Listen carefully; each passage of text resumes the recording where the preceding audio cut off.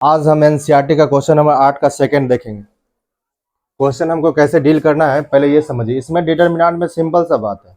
इसमें अगर मान लीजिए राइट हैंड साइड से अगर आप देखें तो हमको लाना है ए माइनस बी। ए माइनस बी को हम कैसे लाना है पहले यहाँ देखिए। कॉलम 1 में आपको दिया हुआ है 1a क्यूब और कॉलम 2 में दिया है 1b क्यूब। सी में दिया हुआ, कॉलम 3 में दिया हुआ है 1c क्यूब।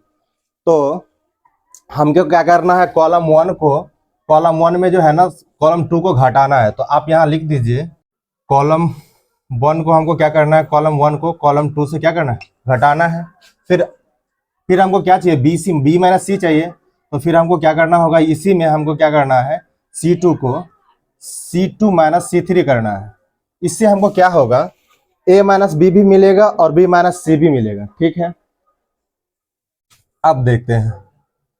अगर मान लीजिए अगर हमने कॉलम 1 और कॉलम 2 को घटाया है तो यहाँ हमारा आएगा 0, यहाँ आएगा a माइनस बी और आएगा a Q minus B Q. Same उसी तरह हमारा यहाँ भी आएगा 0, b माइनस सी आएगा और आएगा क्या, B Q minus C Q. तब आएगा 1c क्यू। अब देखिए, अब हमको इस तरह से अब ए क्यू माइनस बी क्यू को गुणनखंड वाले फैक्टराइजेशन का फॉर्मूला को हमको इसको तोड़ना है, ताकि ए माइनस बी हमारा क्या होना चाहिए, फर्स्ट कॉलम का मतलब कॉमन आ जाना चाहिए, है ना। और दूसरा कॉलम का भी क्या होना चाहिए, बी माइनस सी कॉमन आ जाना चाहिए। तो इसी तरह से हम चलेंगे। यहाँ हम जानते हैं, we know that A Q minus B Q equal to A minus B A square plus B square plus C A B. Clear. अब देखिए होगा क्या, चलते हैं। मान लो कि हमें ये करना है 0 a माइनस बी, होगा यहाँ क्या, a minus B into A square plus B square plus A B. Clear है, इतना बातें क्लियर हो रही है हमारे साथ, इतना सबको क्लियर हो रहा है। ठीक है, अब हम यहाँ करते हैं क्या, उसी तरह इसको हम करते हैं b माइनस सी और क्या होगा, b minus C B square plus C square plus B C. ठीक है, उसी तरह हमने कॉलम 2 को क्या किया, इसी तरह आप यहां कर लो 1c क्यूब। ठीक है, यहां तक बातें क्लियर हो रही है, एकदम एग्जैक्ट क्लियर हो रही है। अब हम देखते क्या है, अब इस कॉलम में a माइनस बी कॉमन है और इस कॉलम में b माइनस सी कॉमन है। अब हम इससे पहले कॉलम से क्या कहते हैं, यहाँ टेकिंग कॉमन यहाँ लिखना पड़ेगा। एग्जाम में अगर आप बना रहे हो तो यहाँ लिखना पड़ेगा टेकिंग कॉमन, जो भी आ रहा है common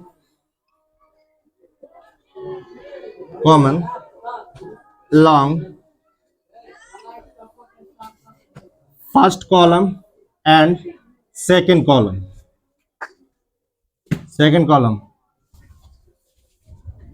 of a minus B minus C. And बीच में एंड दे दिया करो, इसे ये समझ में आता है कि हम दो किसी का कॉमन ले रहे हैं। ठीक है, अब लेते हैं कॉमन। ठीक है, ए क्या होगा, a माइनस बी होगा और b माइनस सी होगा। ठीक है, इतना बातें समझ में। इसमें से हमने a माइनस बी कॉमन लिया है और इससे हमने b माइनस सी कॉमन लिया। ठीक है, अब क्या होगा, इस बात को ध्यान से समझते हैं।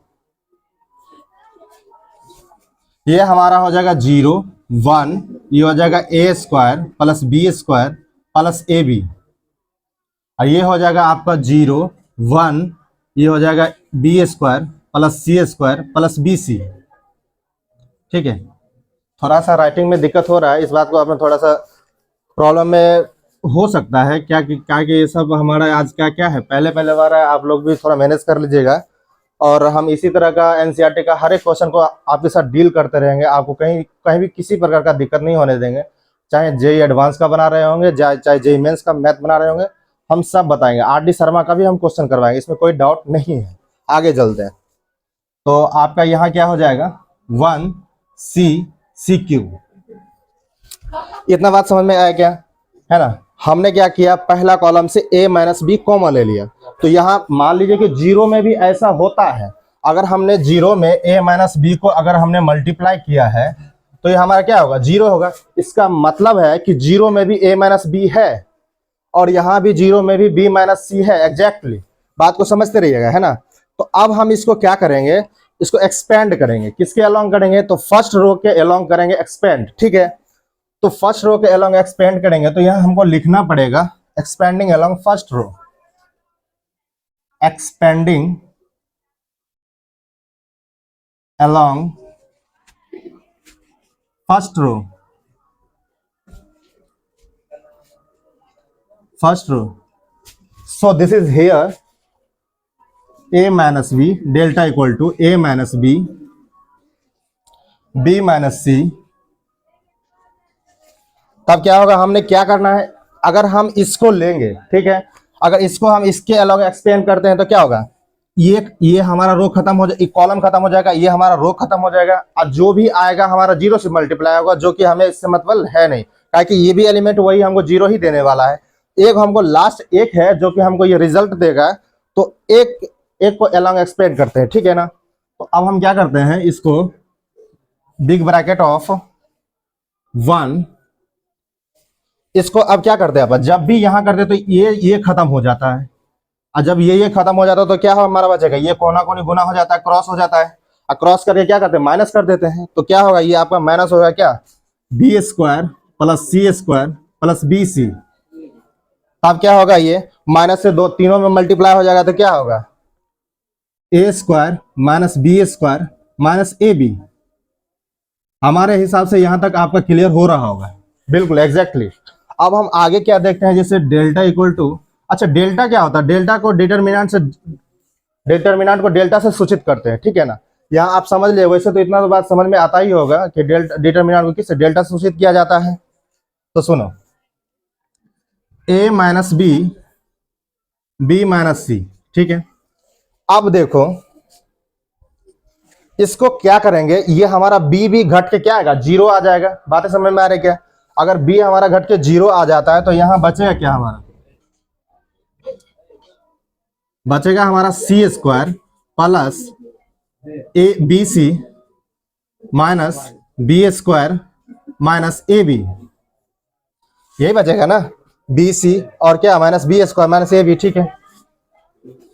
अब देखिए डेल्टा इक्वल टू क्या होगा, A minus B minus C. अब एक काम करते हैं, इसमें जो है ना ये वाला, इसके साथ हम अगर कंपेयर करें तो ये हमारा सी माइनस बी और सॉरी ए स्क्वायर माइनस बी स्क्वायर का फॉर्मूला आ जाता है ना, ए प्लस बी और ए माइनस बी। क्लियर है, तो समझो इसको हम क्या करते हैं, C square minus B square होगा, ठीक है, प्लस क्या होगा, B C minus A B. बातें समझ में आ रही क्या, एकदम आ रही।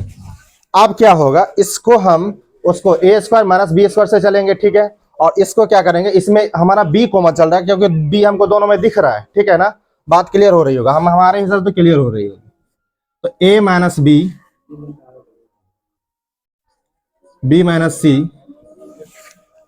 अब ये हमारा हो जाएगा, मिडिल ब्रैकेट में ले लेते हैं c प्लस ए, सी प्लस बी हो जाएगा हमारा, यहाँ सी प्लस बी और c माइनस ए। क्या यहाँ तक बातें समझ में आ रही है, एकदम एग्जैक्टली आ रही होगी। फिर यहाँ क्या करेंगे, बी कॉमन ले लेंगे, बी कॉमन लेंगे जैसे ही तो हमारा क्या आएगा, c माइनस ए आएगा, है ना।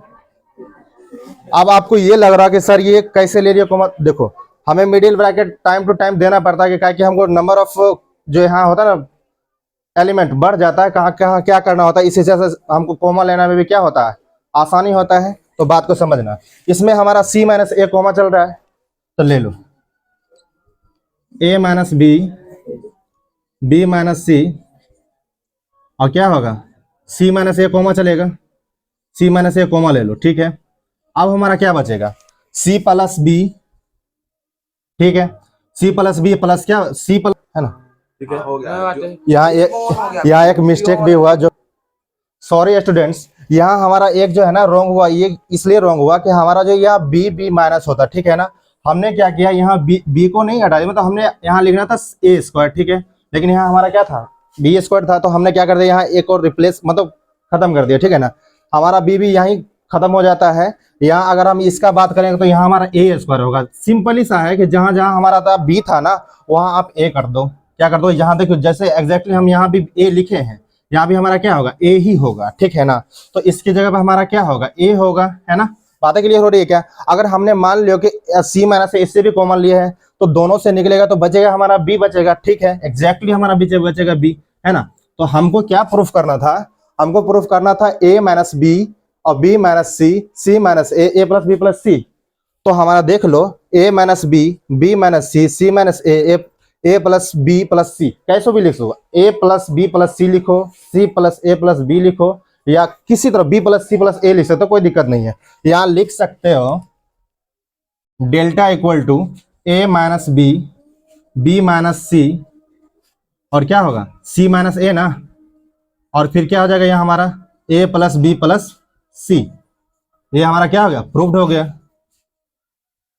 गाइस इसी तरह से हम आपको हेल्प करते रहेंगे और आप हमारा हेल्प करते रहिएगा, और हम क्वेश्चन आपका आईआईटी जेई जो भी होगा आपका, जैसे भी आप कहिएगा कि हमको जैसे जेई मेंस का क्वेश्चन चाहिए, हम आरडी शर्मा से या कहीं और से, कई किसी और सोर्स से हम आपको प्रोवाइड कराते रहेंगे। सिर्फ आप हमारे साथ बने रहिए और हमको हेल्प कीजिए, ठीक है।